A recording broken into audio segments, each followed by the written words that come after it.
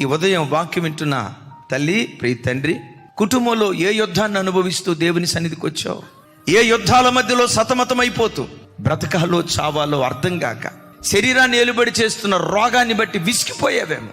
ఎంత కష్టపడినా రెక్కాడినా డొక్కాడని పేద పరిస్థితి అనుభవిస్తూ కష్టార్జితమంతా వడ్డీలకు, మందులకు, మాకులకు ధారపోస్తూ సిల్లి సంచులు వేసుకున్న డబ్బులాగా నీ ధనం మారిపోయి ప్రతి విషయంలో యుద్ధం యుద్ధం యుద్ధం యుద్ధాన్ని అనుభవిస్తూ ఈరోజు దేవుని సన్నిధికి వచ్చావేమో. ఓ మాట, నిన్ను ఆవరించిన పోరాటాలు ఎంత భయంకరమైనవైనా నీ దేవుని కంటే బలమైనవి కాదు.